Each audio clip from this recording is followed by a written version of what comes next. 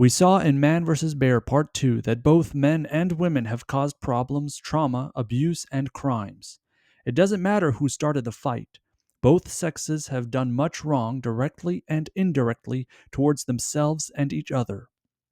So, what can be done? Well, there isn't a single answer, but rather a multitude of solutions interconnected that strengthen each other the more they are implemented. We already covered some general problems of modern culture. We can now begin to apply some practical solutions that would produce the best results to ensure a long lasting legacy of peace and prosperity for all people. We will go over some reforms in the criminal justice system, education, office culture, internet etiquette, and dating traditions. After we go over these topics, we must ask ourselves the most important question that will determine the rest of our lives. Let's begin. Criminal justice reform. Reforming criminal justice is a multifaceted subject because, on one obvious hand, we have to punish criminals for committing crimes so victims may receive justice. On the other not so obvious hand, we should ask questions such as: should all crimes result in a prison sentence? What are the reasons criminal activity occurs? Why are crimes increasing? Are there ways to prevent the criminal mindset or at least deter it? How should we address violent versus nonviolent crimes? And if tough on crime punishment isn't the most effective method at reducing crime, then what is? Here are a few things to consider when advocating for a safer society. Number 1. Self-defense. First and foremost, it requires the government to not get in the way of individuals from defending themselves, their loved ones, and their property. When state and local governments prohibit innocent good people from protecting themselves in the most effective way possible, it provides criminals with greater incentive to commit violent crimes. Individual firearm ownership is one of the most effective ways to deter and stop violent crime. Ask yourself, would a violent criminal prefer to attack an armed citizen or an unarmed citizen? Number 2. Proper funding of law enforcement. Like it or not, when a city's police force is underfunded, crime is high, and not necessarily for reasons you might think. Basically, studies show that the simple presence of law enforcement is the best crime deterrent. Whenever a police force is underfunded or understaffed, crime goes up. Just look at the cities with the worst underfunded police stations, and you won't be surprised to find riots and mass looting. Number 3. Improve educating law enforcement. How many civilian recorded videos have we watched demonstrating incompetent police officers and chiefs not knowing fundamental constitutional rights, state laws, and local regulations who end up disturbing the peace and cause civil disorder? Many times, the very officers who are to enforce the laws are the ones who end up breaking them. It would save our communities and governing authorities hundreds of millions, if not billions of dollars to properly educate our law enforcement on what officers cannot do, shouldn't do, and how to effectively interact with people, especially in nonviolent cases. However, it must be taken into account that interactions for police can become very dangerous. Check out the YouTube channel Breaking Barriers United about everyday civilians trading places with police officers, and watch the civilians commit tons of errors thinking they were doing the right thing. This will broaden your understanding about police interactions tenfold. Number 4. Eliminating cash bail. This, I think, is self-explanatory. First off, cash bail undermines the principle of innocent until proven guilty, and it basically craps on low-income individuals who can't afford it, unlike those who can. There is no evidence that cash bail is effective to reducing crime. It is more harmful than good because it has a negative social impact as it disrupts families, can cause job loss, destabilizes housing, and potentially lose childcare access. A better alternative would be to assess the risk of the defendant's likelihood to flee or cause more damage, and then offer release conditions, have them promise to appear in court, and require defendants to either wear a monitoring device or check in with a probation officer while awaiting trial. None of which is to be at the expense of the defendant unless perhaps they are proven guilty. Number 5. Extend and toughen punishments for violent crimes. Listen, there are some people in prison who don't belong in prison. There are people facing sentences longer than they should be. There are people who have done some pretty dumb stuff and just need a good talking to. However, there is a category of people, a very small category, that belong in prison. These are the kind of people for whom no amount of correction, discipline, counseling, psychiatric therapy, motherly cuddles, grandma's cookies, involuntary servitude, or even torture can fix the evil that these individuals have chosen. There are cruel and heartless people, murderers, rapists, child abusers, cannibals, serial killers, who should never see the light of day again. How many times have we read an article of a murderer or rapist who was released on probation after a few years, and in some cases mere months, and committed the same crime again? Unfortunately, there are some people who should never be released into society. The risk is too high. Number 6, reduce punishment and redirect correction for nonviolent crimes. Unlike incarceration, which should be reserved for violent offenses, more effective alternatives for nonviolent crimes would be A. Fines, a penalty of money paid to a court of law. B. Diversion, which is a way to avoid a criminal record or conviction by completing an educational program. C. Probation, with consistent checkups by the probation officer. D. Restitution. Unlike fines, which are paid to the government, restitution is compensation paid to the victim directly. And lastly, my personal favorite, E. Community service. Serving others in need is a great character builder, and it provides nonprofit organizations a good supply of free labor. But what happens if the nonviolent criminal refuses these alternatives? Well, a prison cell with a roommate named Tyrone will always be available. Number 7, reevaluate the enemy in the war on drugs. Overall, the war on drugs has lasted more than 40 years and has absolutely nothing to show for except for higher drug use, mass incarceration for petty crimes as possession of weed, and creating major obstacles for convicts towards rehabilitation into society. A few states have already changed direction regarding illegal drugs. By legalizing drug possession and redirecting government spending to rehabilitation, results have proven more effective and long lasting. I would not advocate for legalizing the sale of dangerous drugs such as cocaine and heroin, but I don't find it necessary to punish possession of illegal drugs. Almost half of all incarcerations are a result of drug offenses. Creating better pathways away from drug use and toward a fair legal environment would exponentially decrease crime and therefore lower incarceration. It costs taxpayers on average over $30,000 to keep one inmate in prison annually. Prison shouldn't be for the high smoking weed heads, but for the real criminals, the child beating, woman raping, man murdering animals for whom no amount of re education would help. A guy gets caught smuggling 100 pounds of grass non-violently and spends 31 years in prison, while 3 men who raped a 14-year-old girl are released with 48 months on probation. It's better to punish those who commit real evil rather than those who just found dumb ways to cope with trauma or poor decisions. Number 8, revitalize mental health reform to treat the institutionalized. A great amount of homeless people and prison inmates are mentally ill.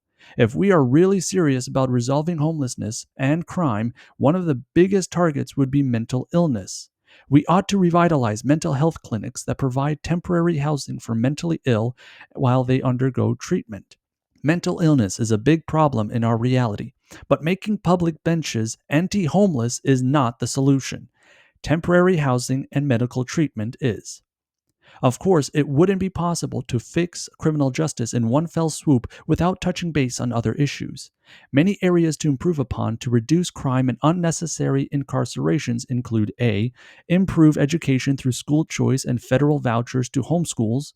B. Making housing affordable again by decreasing government deficits and to stop money printing so inflation doesn't destroy the value of our income. Deregulate housing construction, loosen zoning codes. And C. Allow nonprofits greater freedom to provide shelters and clinical support. All these things will not only make society brighter, but safer as well. Small reminder: government cannot prevent all bad guys from doing bad things. The police will never arrive immediately to save you. It will take time, and in a lot of situations, it will be too late. Then there are cases when there is no access to call law enforcement or any other kind of help. Individuals have a responsibility to protect themselves. This is why it is very important for women, just like men, to find ways to be trained in hand to hand combat and acquire firearms. If more women considered their own safety more seriously, there would be significantly less crime against women. If a potential sexual abuser saw a story in the news about the growing number of women shooting their rapists in the head, those men would think twice before doing something similarly terrible. Sexual abuse is not about uncontrolled lust, but violent power. When those monsters realize that women have all the firepower they need to put a 6-inch hole through their face, their attempt for power will be destroyed before they even try. Get trained in self defense. Prepare yourself physically, emotionally, and psychologically. Education reform. Which school performs better, private or public? Which school has the best return on investment, private or public? Which school has a greater reputation? Which school would you prefer to send your child to? Now, if you answered private school, then you'd be right. Unfortunately, private school isn't in the budget for most people. Great news! There is actually an alternative that is way cheaper than private school and yet so much better and more efficient than public school. Can you guess what it is? It's homeschooling. In fact, what 2019 COVID has shown many Americans is that neither public nor private school is as effective or convenient as homeschooling. But I don't have time to teach my own kid. No worries. You can register your child into a neighborhood homeschooling co op program. It's like carpooling, but for education. Across the United States, there is a fast growing community of families sending their children to designated neighborhood instructors.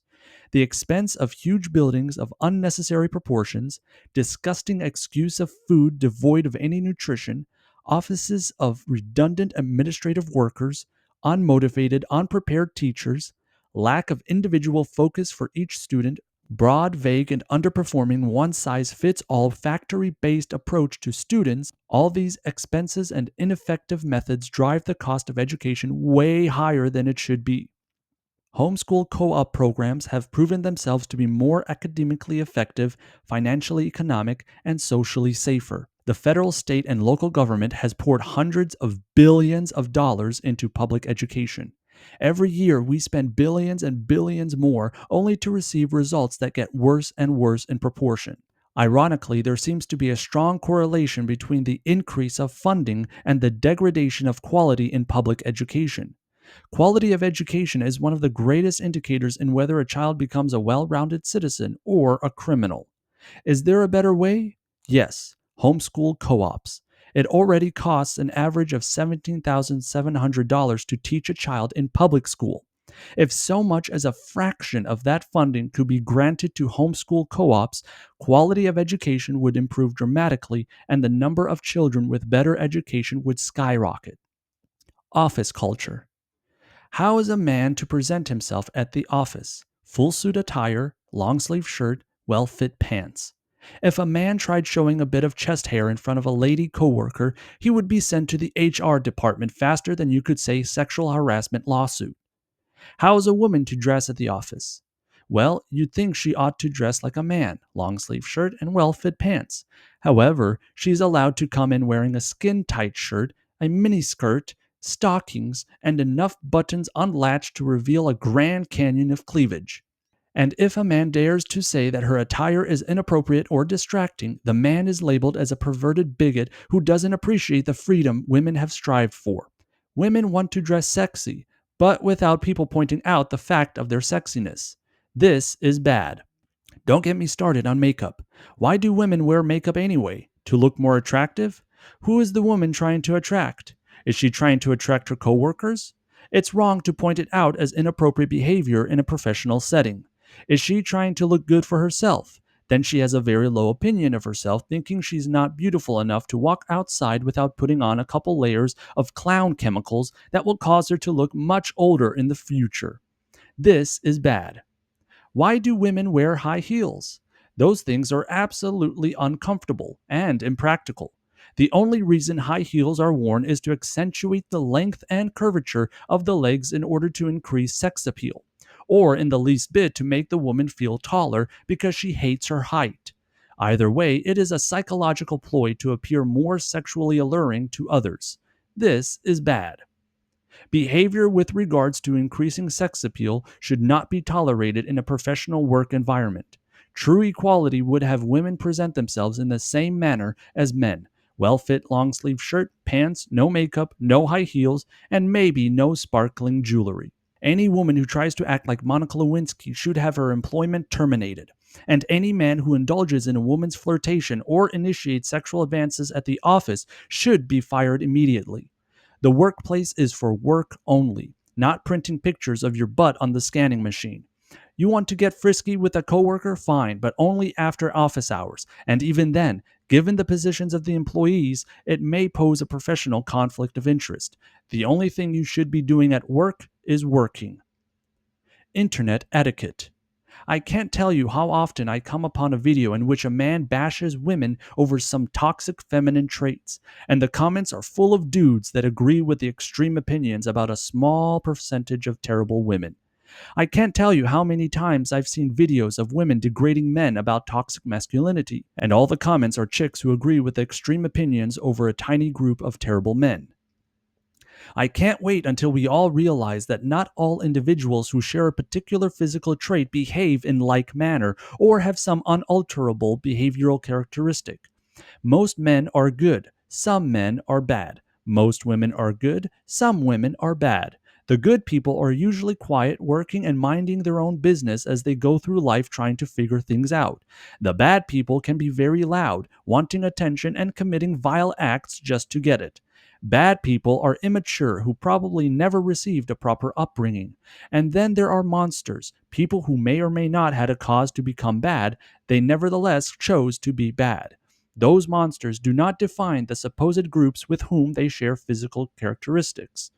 When you see an individual online or in person who has done something exceptionally amazing or terribly vile, do not see them as an extension of a physically defined group, but rather as the individual that they are. If you see hate being spouted on the internet, react to it with positivity. If you see someone stereotyping or generalizing an exception or making some small thing out to be really big, respond not with more hate and insults, but rather with the encouragement to do better, to be better, and to strive for something better. Division only causes greater division. Encouragement and words of compassion provide the pathway towards unity and understanding. Dating traditions.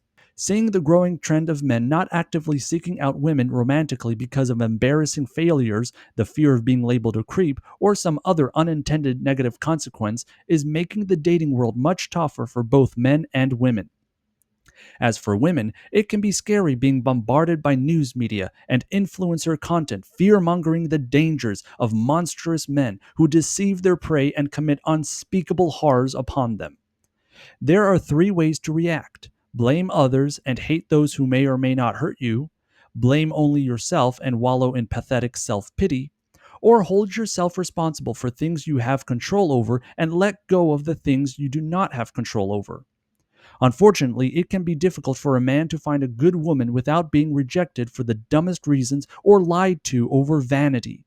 It can also be difficult for a woman to find a good man when she's paranoid that he might not be a mature person or worse, be abusive towards her. Both parties have their own unique problems and solutions. Men need to mature emotionally. Men need to learn more about themselves, particularly about their potential to pursue and achieve greatness. Men must not lose hope for a better future, and men must not give in to the temptation of replacing love with lust. Women need to develop social skills. Women need to learn more about themselves, their capacities, vulnerabilities, and patterns of behavior. Women must strive towards a higher standard of self-respect, and women must not give in to the temptation of using their sexual appeal to control men. Men need to defend themselves from corruption by striving for what is objectively right. Women need to defend themselves from corruption by holding themselves accountable for their actions and inactions. Men should acquire ambition and discipline. Women should acquire discernment and a firearm. Basically, the best solution to find the right person is to become the right person. If you improve yourself in as many areas of life as you can, you will attract those who are also on the same quest of self-improvement. Your vibe attracts your tribe. Your future spouse is a reflection of the way you treat yourself, your home, and your life. Treat yourself and others well, and you will find the one who will do the same. I believe all these solutions will improve the criminal justice system, education, office culture, internet etiquette, and dating traditions. These goals to reform will go a long way to establish a society of equality, justice, and prosperity. But hold on a minute. Let's ask ourselves the big question now. Why is it even necessary to have these goals? Some may say it is to further develop the human species, but I believe that it is just the morally right thing to do. But have you ever thought of where we get our sense of what's right and what's wrong? I believe that the answer can only be found in God. Nothing except God can provide sufficient reasoning and evidence for the existence of morality. The moral lawgiver must exist for there to be a moral law, and a moral law must exist to justify our quest to do what is morally right. Without God, there is no absolute moral law. If moral law is not absolute, then morals become a matter of opinion. For one person, rape might be a bad thing. For another person, it's just a fun activity to do on a boring Tuesday evening for which it is totally justified. When one person or group has the ability to exercise violence to enforce their personal opinions upon everyone else, we call that government. Be very careful if you decide that morality is relative rather than absolute. We're all better off accepting the reality of right and wrong being rooted in an eternal system of truth and justice. In the predicament men and women find themselves today, the best solution comes threefold. First, we should temporarily surrender comfort and convenience so that A, we do not take advantage of others, and B, we do not hold ourselves back from reaching our full potential for good. Second, we ought to value that which is good and true by seeking out the truth of our own patterns of living and thinking, even if the truth we come to know causes us a bit of pain. Third, and very crucial, we must encourage and nurture each other towards those ideals, not expecting any stereotypical behavior of the other, but incentivizing others to be the best version of themselves. The most effective way to do all this is through the teaching of virtues and honor that is found when one seeks their Creator, God. Our Creator made us not only with abilities and gifts, but also purpose and responsibilities. God gave men strength in body, not for cruel violence, but for building and cultivating. God gave women a deep connection to emotions, not to use against others in twisted mind games, but to empathize and support others. God gave men a creative mind, not to imagine sick fantasies and wicked schemes, but to focus on solving problems and inventing solutions that benefit everyone. God gave women a miracle making body, not to cheat and distract others with promiscuous flesh and teases, but to harbor and bring forth new life into the world. Men and women are meant to be heroes with incredible powers, but those powers come with the responsibility to serve not themselves, but each other. And our Creator wants to guide us toward fulfilling our destiny. God is love. He made us for the purpose to be like Him, loving. That is why the two most important laws in the moral code are to love God and to love one another. We ought to follow our Creator's example and sacrifice ourselves for one another. That is the very root core of love, self-sacrifice. God demonstrated this through the life and work of Jesus Christ. Love God and love one another. In doing so, you invite a future of perfect peace, joy, and truth. Without the firm foundation of Jesus, everything we would do will become corrupt and be objectively meaningless. When we strive to seek our Creator, to love others, and to encourage one another towards love, we will not be divided by these petty fights and silly arguments. Instead, we will become a new creation in the light of love. This is the moral foundation we ought to build upon before we take any further action. Check out the links in the description to learn more about the various reforms and studies to help improve our society. Live long and prosper.